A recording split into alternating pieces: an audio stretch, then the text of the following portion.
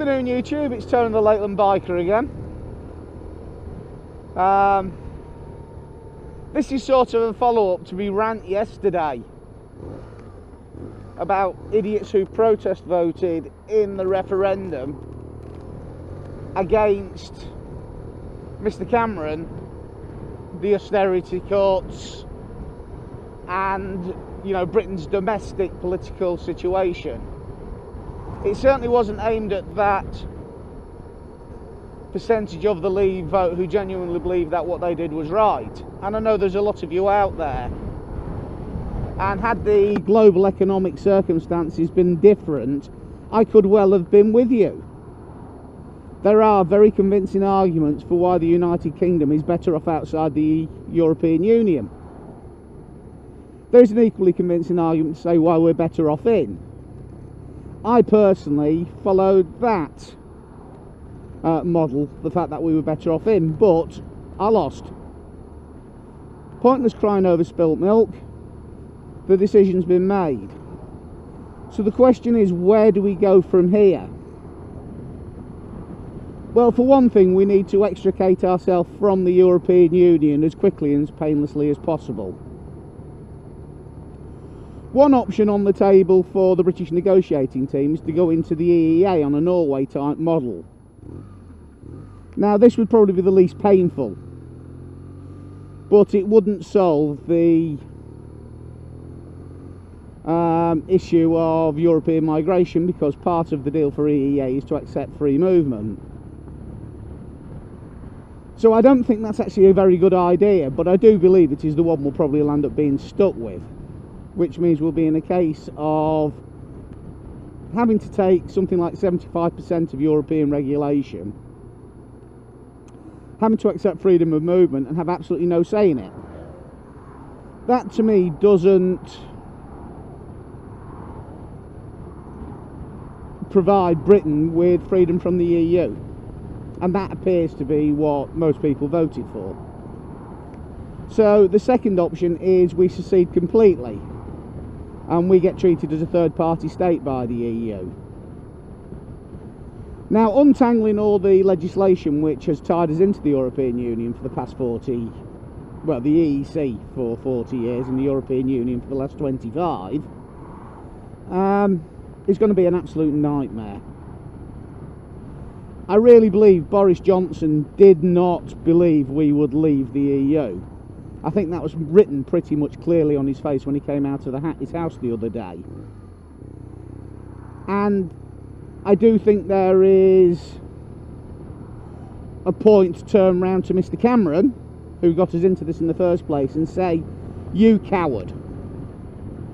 You absolute snivelling coward. You got us into this mess by offering us the referendum, and when you don't get your way,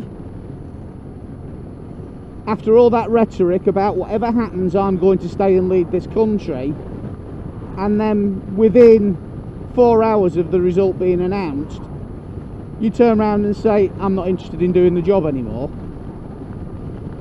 That to me is abject cowardice in the face of adversity. And quite frankly, he's besmirched the highest office in this land. And I feel completely and utterly disgusted with the man. I don't feel an awful lot better about Boris Johnson and Michael Gove, who have been singularly absent in the news the past 48 hours. They were the ones preaching Brexit, and now it's happened. They're nowhere to be found. So I think you ought to look at yourself, you two, and think, I'm derelict in my duty. You led the campaign, you won. It is your position now to stand up and act like bloody leaders. Instead, where are they? Again, George Osborne. Markets have been in absolute turmoil. Yet our Chancellor? Nope. Is he making any attempt whatsoever to reassure the British people? No. So The people have spoken, and I support that decision entirely. That's the point of democracy. What I'm fuming about is the behaviour of our political class over it. These people we elected to lead us, not to go into hiding, refuse to take any questions, stand on a podium as British soldiers are marching past, and yet not have any words of reassurance for the British people. I'm sorry, that is just disgusting. Now, Jeremy Corbyn, politically I admire the man immensely, but he's not a leader. There is no way on this earth Jeremy Corbyn will get the Labour Party elected. Simple as that. I agree with all his politics, but he's not the man to lead Labour to victory. So it's going to have to be someone else. I live in South Lakeland, Westmoreland and Lonsdale constituency. Labour haven't got a cat and hell's chance of ever getting him round here. So I must admit, I do vote tactically. I vote for Tim Farron. Not only is he a very, very good local MP and a very, very nice bloke, I agree with his politics. Round about 60% of what he believes in I agree with, rather than the Tory candidate, who I basically agree with almost nothing about. So naturally I tend to vote for Tim Farron, but it is a tactical vote. I'll be perfectly honest about that. Better the Liberal Democrats than the Tories. So what is a post-Brexit Britain going to look like? Well, to be honest with you, as a student of history, I haven't got a bloody clue.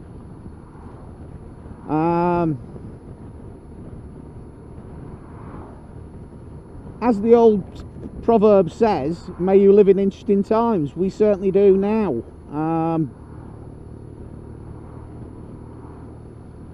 You know, we've made our bed, we've got to lie in it. And I hope our political classes and our leaders come to some form of leadership of unity, rather than a divided country. We need to stand together now. We need representation from both the left of the country and the right of the country. We need business leaders. And most of all, we need the youth. The people who are going to be the inheritors of the world we leave them.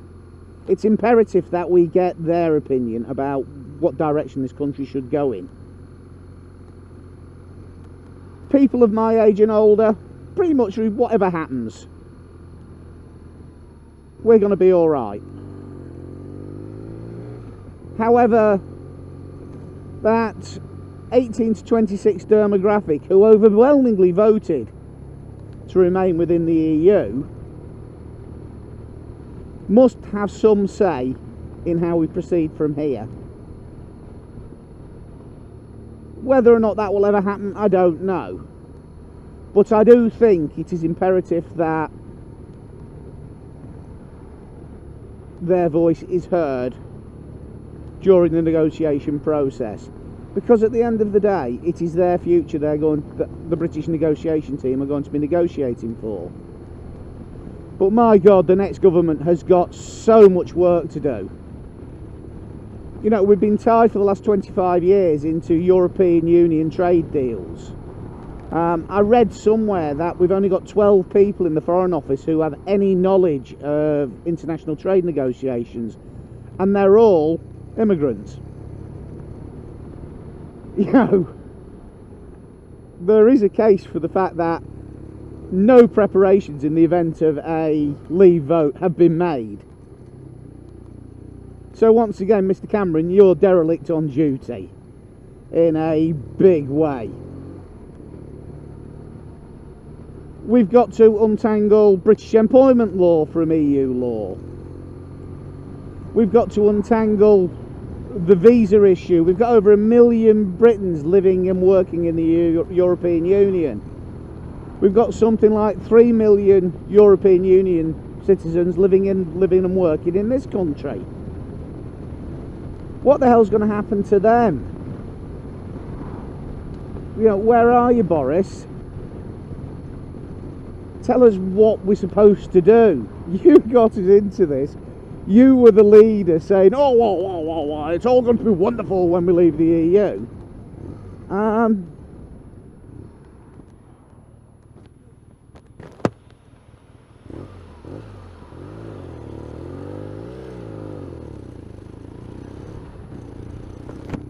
You know, it's all going to be wonderful when we leave the EU. And, you know, absolutely no leadership from the man. It's almost a Monty Python farce. So,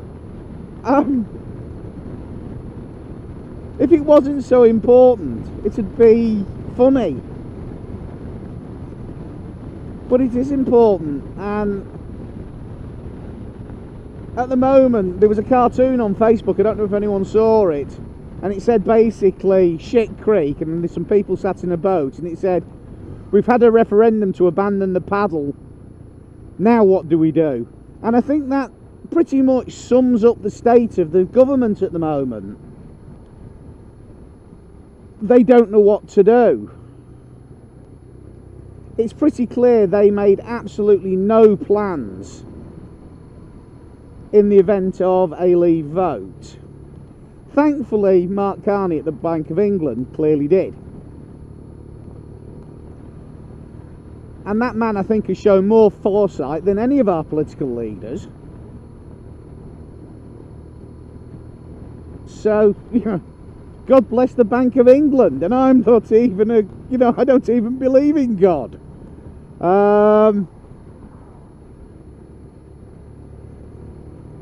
Anyway, that's really all I wanted to say. I think now we need to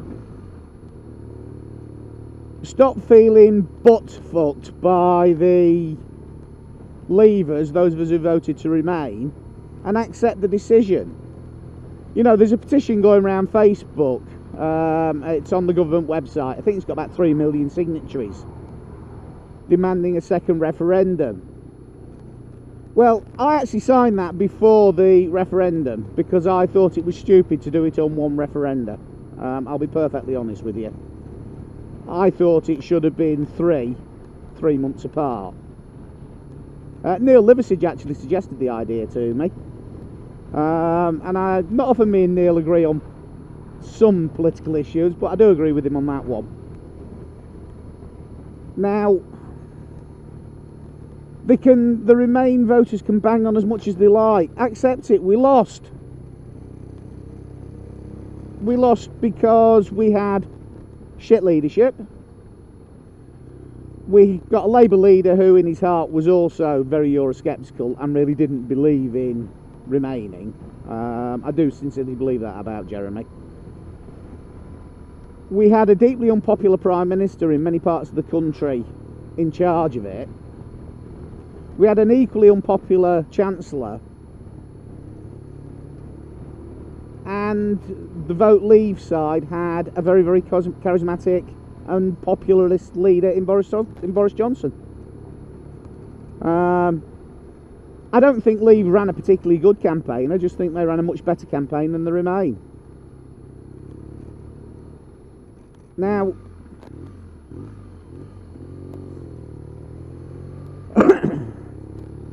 I said yesterday in my rant that I thought Europe was singularly absent. Europe the entity was singularly absent in this debate.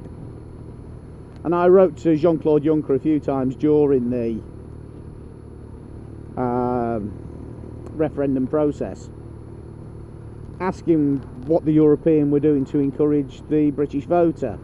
And basically, my view is they sat on their hands and did fuck all. And to a degree, they've only got themselves to blame for for Friday's vote. Well, Friday's result, I should say. But come on, Vote Remain supporters. We lost. Accept it. We can't roll the clock back to the 22nd of June again and do it all over again. You know, the agreement was, if we voted to leave, we voted to leave. And it's probably the most democratic vote we've had in this country since 1976, because it was quite literally one vote, it counts. There was no you know, ward boundary alterations. It wasn't first past the post. Well, it was, but it was first to reach a majority, and the majority was 50%, and Vote Leave got that 50%. They won. Accept it. We now have got to come together and make this new political reality work.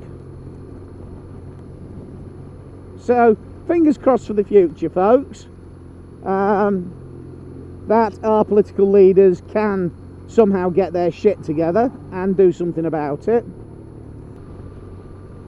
And I really do think we need a general election, because everything that the Tories were voted in on has now changed.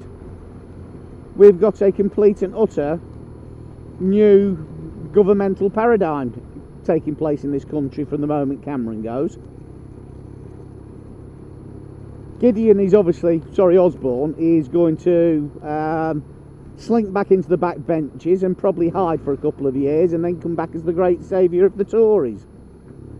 Hopefully we've seen the last of him forever, because I can't stand the man. Anyway, that's all I really wanted to say on the matter. I probably won't be posting anything else on this subject.